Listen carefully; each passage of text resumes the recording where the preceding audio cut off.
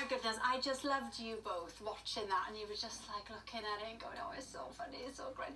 It's like, I don't know where to start. I saw it this afternoon. I know. I was in all sorts of a mess coming out of it. It's everything everybody wanted and more. Right? But we can't say anything else. And just the pair of us have been the same since we came out there, sitting around, poleaxed. You just feel that's the word, Larry, poleaxed. Yeah, it is the word poleaxed. The absolute ultimate emotional roller coaster. You know, you're up, you're down, you're on, you're standing. It's quite extraordinary. The most amazing piece of writing. Amazing. Yeah. Just so clever.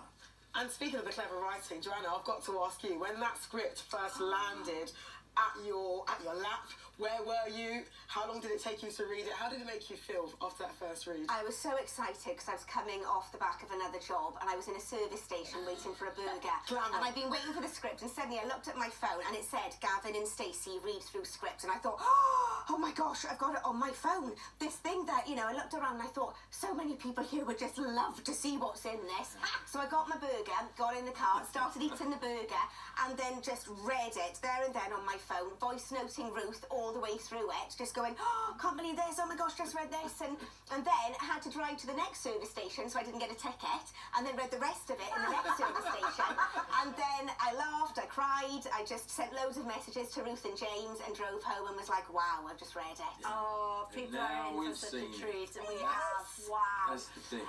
Larry, you know, it started as a show on BBC Three and then grew into this global phenomenon, so popular.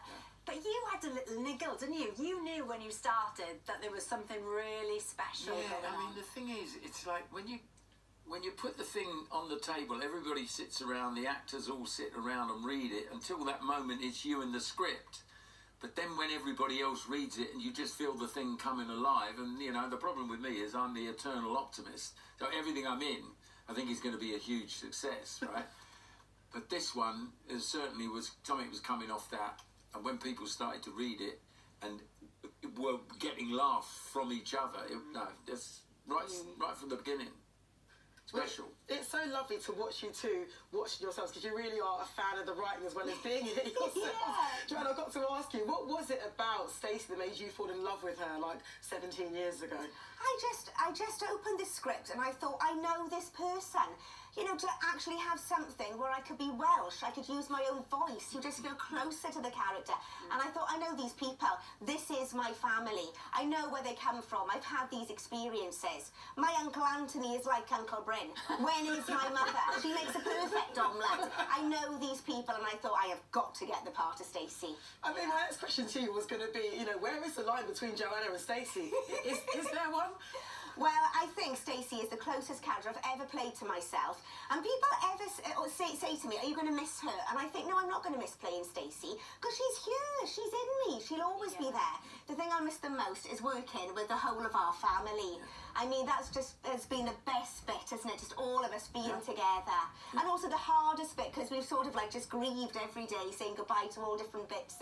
But yeah, no, Stacey will always be here. She is very, very close to me. Do you know, I don't even know how you managed to film those last scenes and sort of say goodbye to your characters and each other. We've talked about this, Larry, on a radio show we did about it. What was, you know, looking back, because you've done a lot of reflecting, I guess, since you finished filming, what is one of your favourite Mick moments from the series, or any of the series? I mean, I forget so much of it, you know, that's the problem. I've been watching some of the reruns and I think to myself, I'm standing there in that scene, I have no recollection of this at all.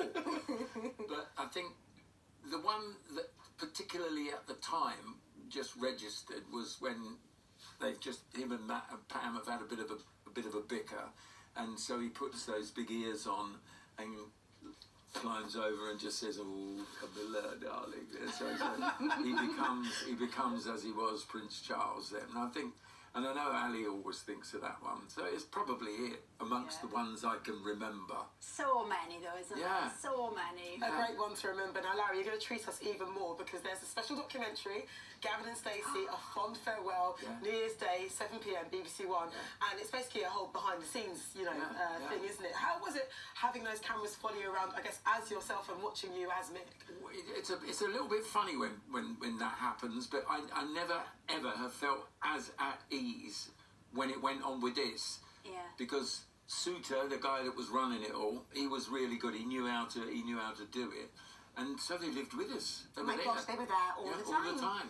You go into makeup, and normally it's just sort of, it's your little haven in makeup, but they'd be there, and you kind of got used to them after a while, didn't you? They were not intrusive at all. You won't be saying that when we see this on New Year's Day, and goodness knows what they've got for us. Can you imagine? You never know.